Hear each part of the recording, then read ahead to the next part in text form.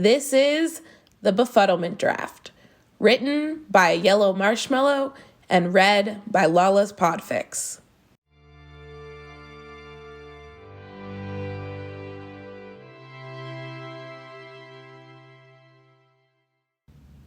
Chapter 4. How you ever got anything above a D is beyond me, Draco said, reading through Harry's potions essay, brushing his fingers through Harry's hair as his head was on Draco's lap. Your handwriting is abysmal, Potter. Harry rolled his eyes. Git, he muttered, smiling. Just tell me if the essay's any good. You forgot to mention that Moonstone isn't just a gem, but besides that, you'll get a passing mark, Draco smiled. It's not just a gem? Harry asked in disbelief, lifting his head. Draco furrowed his eyebrows and began to laugh, biting his lip to try and stop himself. Do you pay attention at all in potions? He asked, raising an eyebrow. Sighing dramatically, Harry flopped back onto Draco's lap. Your godfather hates me. I wouldn't say he hates you, per se, Draco said, shrugging, still running his fingers through Harry's hair. Draco paused. Loathes me, finds me intolerable, Harry supplied. I find you intolerable, Harry. Never mind Snape. Draco smirked as Harry opened his mouth to protest, but grinned instead. Well, I was going to thank you for reading through my potions essay, but now... His grin grew when he saw Draco's face become still and his hand pause for a moment. He coughed. Not that I need to be thanked, but what would my thanks have been? In curiosity, of course, Draco said nonchalantly, flipping the parchment Harry's essay was on. Harry chuckled. Of course, he nodded. I was thinking about thanking you with a kiss, and... He paused, watching as one of Draco's eyebrows twitched upward. The jam tarts I got from the kitchens earlier. He sighed, forcing himself not to laugh as Draco's hands froze. Oh, well, I'll just have to... Potter, I take it back. You're brilliant. Now give me the jam tarts. Harry giggled, sitting up and removing the box from its hiding spot. You don't want the kiss, too? He teased, knowing about Draco's addiction to anything sweet. You don't tell me about pasties again, and there's no more kisses, Draco informed him, and Harry rolled his eyes, knowing it was an empty threat. Draco opened the box and selected a jam tart, his expression melting into one of pure joy when he bit into it. Harry watched him, smiling. What are you staring at? Draco asked, raising an eyebrow when he noticed Harry watching him. Harry shook his head. Nothing, he grinned. Sap, Draco muttered, picking up another tart from the box. You love my sappiness, don't deny it. Draco sighed, the corner of his mouth twitching upwards. I can't deny that I enjoy it, Potter. After a moment of silence, Harry grabbed Draco's free hand and started to trace along the indents in his palm. Draco gasped at the gentle touch, but didn't protest, so Harry continued. They sat in the presence of each other for what could have been hours. Harry's mind had been quite preoccupied tonight as they sat in their usual spot in the astronomy tower. For Merlin's sake, Draco muttered, tingling his fingers with Harry's. What's wrong? He asked, his eyes challenging Harry to deny something was wrong, and continued when Harry furrowed his eyebrows. You've been frowning at my hand for the last 10 minutes, Draco supplied, answering Harry's thoughts. What are we? Harry asked. Are you really upset over philosophical dread? Draco returned, raising an eyebrow. Harry shook his head. No, what are we? You and I. Is there an us? Frowning, Draco pushed himself from the wall and turned to Harry. Yes, I thought it was obvious. It's just, I kind of assume, but I never actually asked, and I don't know. Harry, Draco interrupted, and Harry forced his mouth to shut. I'd have to be incredibly stupid for this to only be a fling. You know, it would be incredibly Gryffindor for me to do that, all things considering. I know. I'm sorry. No, it's okay, Draco said with a tentative smile. We should have talked about it. Harry frowned. That's not everything, is it? Draco asked, his eyes piercing Harry's.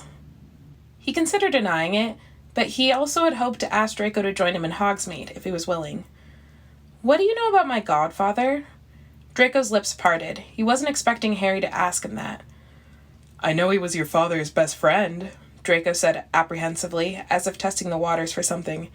And Harry, I don't know if you know this, he wasn't the one to sell out your parents to the dark, to you-know-who. Harry softly smiled at Draco, finding it cute that Draco cared so. I know, he said. So why... I needed to see if you knew before I told you what's on my mind. Otherwise, it might have been a bit much.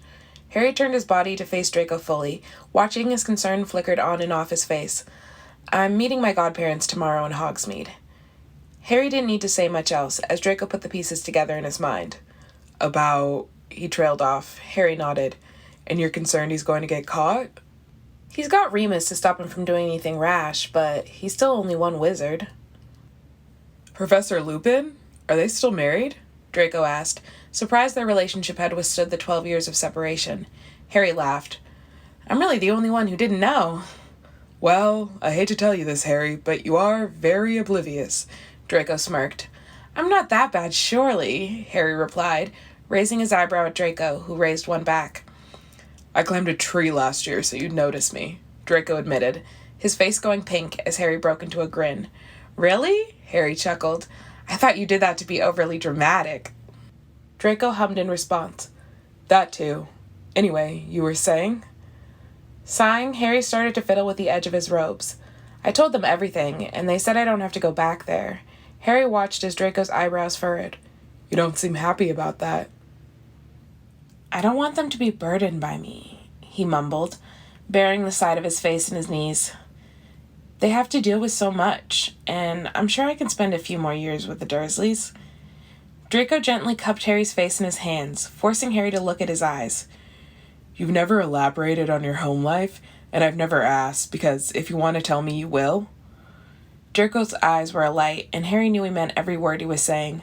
But that doesn't mean I can't see how badly it affects you. I've noticed how you eat, how you interact with certain people, how you think you need to do everything yourself. If someone can get you out of there, let them.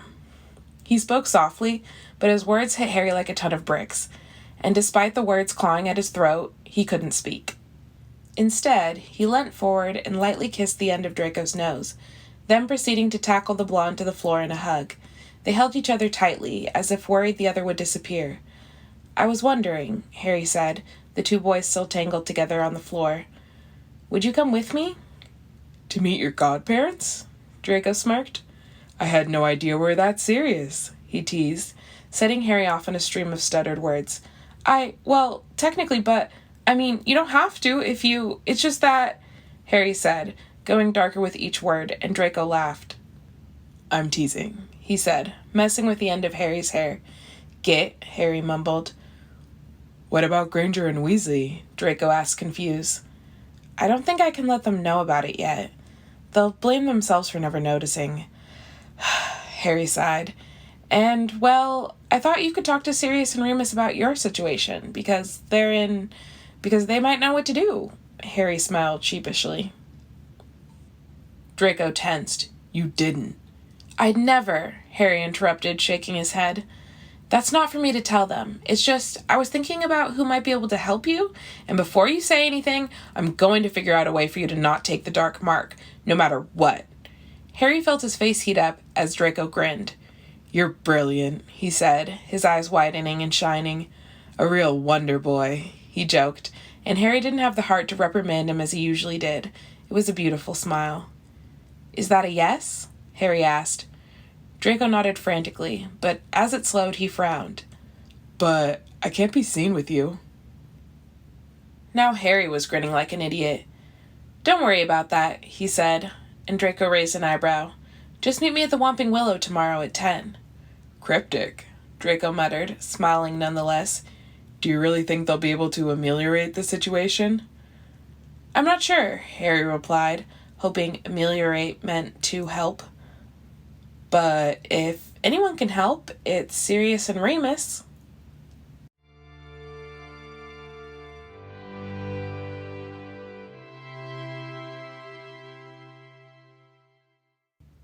The cold was biting at Harry's neck as he tightened the cloak around him, hoping to repel the cold. He tucked the invisibility cloak further under his arms and waited for a familiar head of white blonde hair.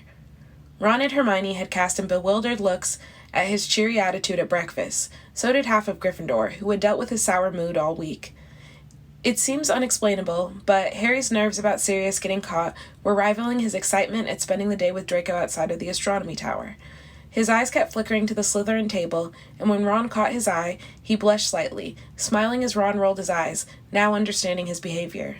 When he noticed a flicker of blonde hair, Harry signaled the other boy over. "So, what's this ingenious plan of yours?" Draco asked, sounding nervous despite the smirk that was etched into his features. Harry pulled them further into the shrubbery of the edge of the forest, hoping to placate his nerves. With a smile, Harry pulled the invisibility cloak from his cloak with a dramatic flourish. "Ta-da!" he said, laughing as Draco raised an eyebrow. "A cloak?" he asked. "It was my dad's. Not many people know I own this," he said, watching as Draco's expression softened. "And it's not an ordinary cloak," he grinned, like a 5-year-old explaining their favorite book. Harry wrapped the silky fabric around his body and chuckled as Draco's jaw went slack, his lips parting and his eyes shining. "Holy Salazar and Merlin," he whispered, pausing to choose what question to ask first. "And this was your dad's?" Harry shrugged, but then realized Draco couldn't see him shrugging. "Apparently," he said, smiling. Draco's eyes narrowed as he examined the empty space where Harry's body had been.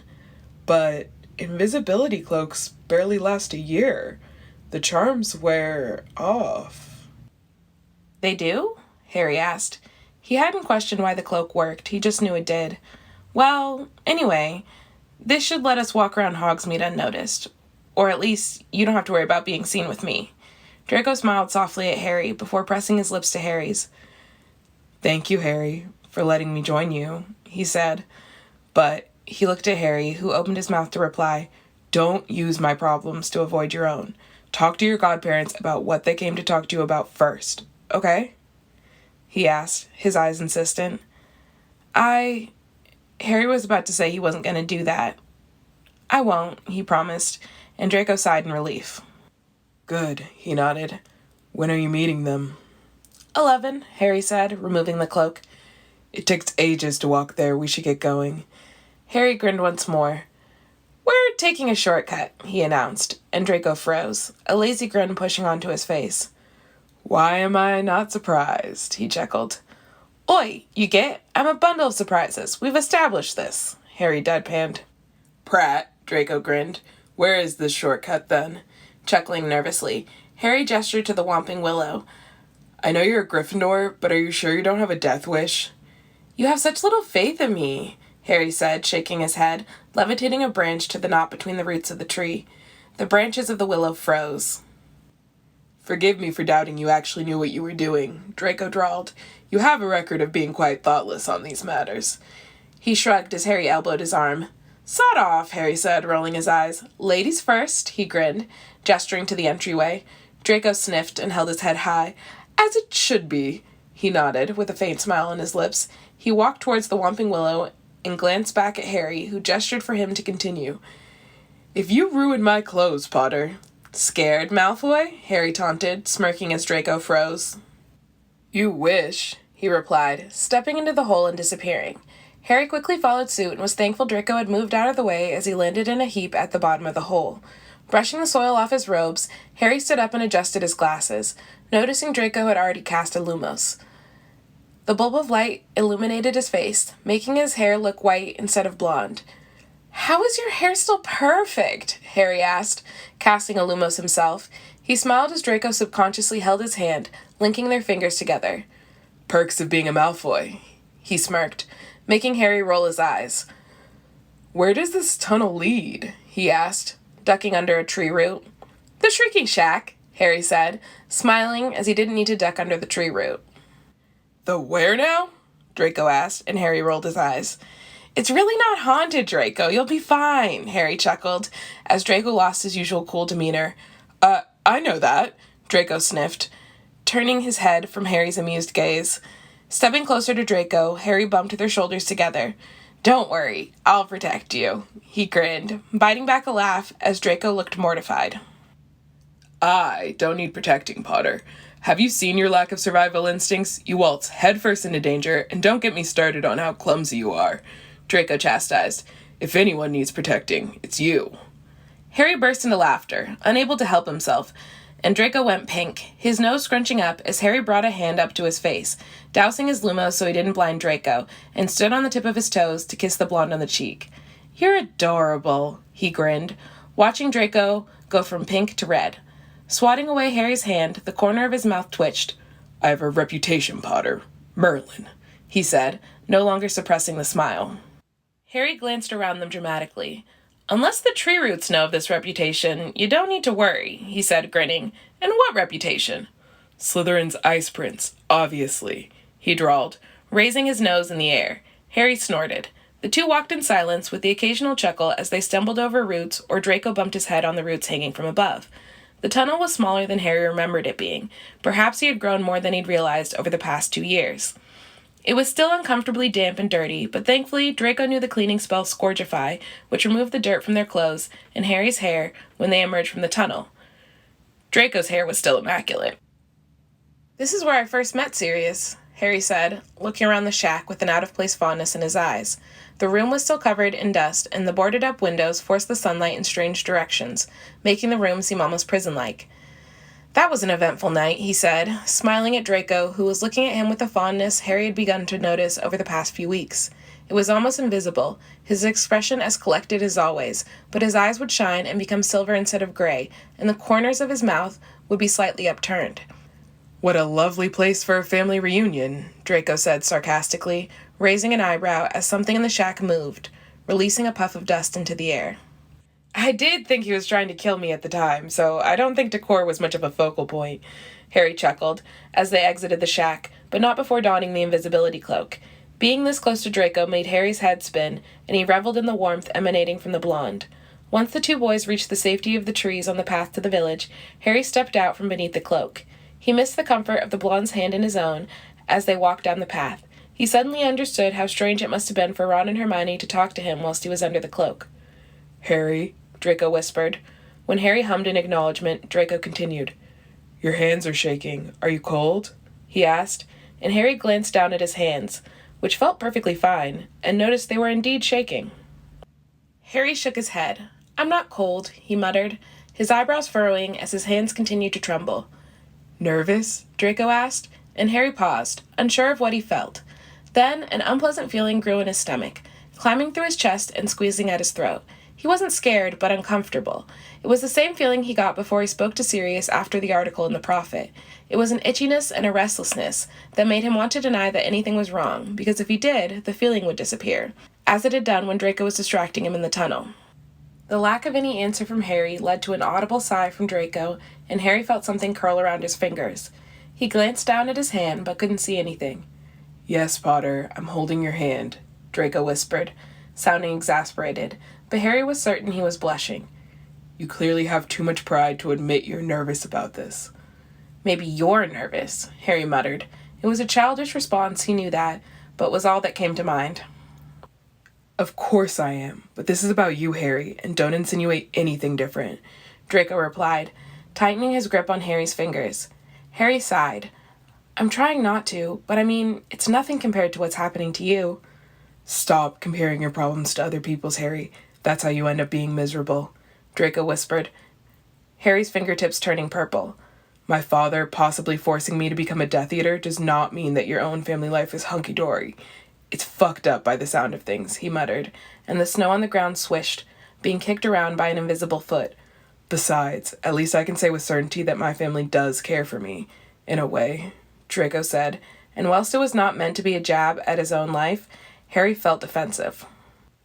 Harry bit his tongue, holding back a comment on Draco's family that was not flattering, and took a deep breath. This was the same disagreement they had yesterday, and Harry did not want to restart it, in case it caused a fight. Instead, they walked in tense silence, Draco still clutching Harry's hand, soothing him as best he could, despite Harry's brooding. When they approached the gate that led to Hogsmeade and Remus came into view, Harry's grip on Draco's hand tightened. It'll be fine, Draco assured, and Harry took a deep breath. Remus turned his head and noticed Harry, who apprehensively waved, forcing a smile. Remus waved back. A black dog sat by his heels, looking disgruntled. Harry bit back a chuckle at the sight, knowing that Remus had told Sirius not to react in a way that would draw attention to them. Hi, Remus, Harry said, as Draco let go of his fingers. Remus took one look at Harry and wrapped his arm around the boy's trembling form, hoping to settle Harry's nerves. Harry stiffened at the gesture for a moment before relaxing into Remus's warm embrace, returning the hug. It's been too long, cub, Remus said softly. It has, Harry nodded. Whilst he did get to see Remus over Christmas, he didn't manage to see much of his old professor. It was only when he heard a soft barking that Harry pulled away from the hug. "Hi, Snuffles," Harry teased, earning a laugh from Remus and a huff of indignance from Sirius.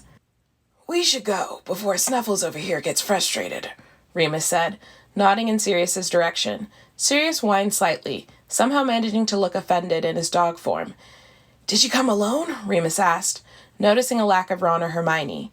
Harry shook his head. "I'm not alone," he replied, wondering how far Draco had wandered and whether he decided to give the three of them some space for a moment.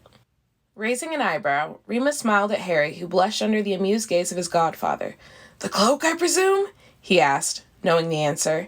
Remus sighed, his smile widening as Sirius's head flicked between Harry and Remus and then around the empty space surrounding them, standing close to Harry, who felt his blush darken when he realized that Sirius was being a protective guardian.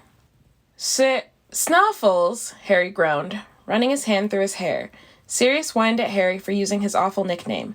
Departing from the little gate, they made their way to the cave that Sirius used to live in whilst he was on the run, although it had since been emptied of any clues that someone used to live there. The trek was almost unbearable for Harry, despite Draco's silent comfort at his side. Padfoot was running up ahead, with Remus closely behind, but Harry and Draco lagged behind. As soon as they reached the cave, Sirius transformed back into his human body and tackled Harry in a hug, knocking him back slightly. "I missed you, cub," Sirius muttered, and Harry hugged the man back, clinging to his godfather. Once Sirius pulled away from Harry, he heard Draco whisper in his ear, almost inaudible, "Cub," teasingly, and Harry elbowed the empty space, smirking when he felt his elbow connect with Draco under the cloak. "Merlin's mother, Potter, you got sharp elbows," Draco groaned, still under the cloak. Sirius and Remus both raised their eyebrows at the sound of another voice, and Harry knew they already guessed who it was. "Remove the cloak, you prat," Harry said with a faint smile. After a second of hesitation, Draco removed the cloak and folded it, passing it back to Harry. "Git," he muttered, with a smirk as Harry took the cloak. "Prick," Harry retorted, also smiling, and Draco rolled his eyes. "Scarhead," Draco grinned, and Harry shook his head, opening his mouth to respond when Remus cleared his throat. Draco stiffened under Remus's and Sirius's amused gaze and smoothed his robes instinctively. "Hello, Professor Lupin," Draco said calmly, his expression devoid of any emotion. "Mr. Black?" He nodded at Sirius, who flinched. "Merlin, please call me Sirius. We're cousins after all," he shivered, outstretching a hand to Draco, who gingerly accepted the hand. Harry fought off another eye roll. "It's lovely to see you, Draco. I hope those books I gave you didn't get you in any trouble. I haven't seen you at all since third year," Remus smiled, placing a hand on Draco's shoulder. "I hid them well, Professor," Draco replied, his ears turning pink as Harry and Sirius exchanged a bemused glance. Upon seeing their confused expression, Remus smiled. "You weren't the only one I had frequent meetings with, Harry," Remus explained. "Draco took quite a liking to my collection of Muggle classics." "You read Muggle literature?" Harry asked, surprised Draco had never mentioned it. Harry turned to his boyfriend, who shrugged, a pink hue covering his face. "They're interesting," he mumbled. The warmth inside of Harry at these interactions almost made him forget why Sirius and Remus were here. "Sirius and I have been looking into the process of adoption and seeing if there's a loophole surrounding my problem," Remus began, glancing at Draco, who acted as if he didn't know what Remus was talking about. "In a custody battle, I would lose." He sighed, rubbing the bridge of his nose. "And I'd fight for you, but at the moment, that's not possible," Sirius said, sounding frustrated. Even though Harry had said he didn't mind returning to the Dursleys, he felt his stomach drop when they confirmed that he had no choice but to return. "It's really not that bad. Emotional abuse is just as bad as physical abuse, Harry," Sirius interrupted, his expression the same as when he first found out about the Dursleys' abusive behavior. "Just because they've never hit you doesn't mean they've never harmed you." Sirius had a firm grip on Harry's shoulder, and Harry didn't know how to respond. He was thankful when Draco slipped his hand into his own. "You don't have to go back there, cub," Remus assured. "Just because we don't have custody of you doesn't mean you can't live with us." He smiled, and Sirius's head perked up. "We found a loophole," Sirius grinned, and Harry's heart leapt. "You can legally move out at the age of 16, so you can spend the first week and a bit of summer at the Burrow, then move in with us," he explained, and Harry felt a grin break across his face. After explaining their idea in more detail, Harry felt as if a massive weight had been lifted off his shoulders. He felt as if he could fly without his firebolt, though he wouldn't try.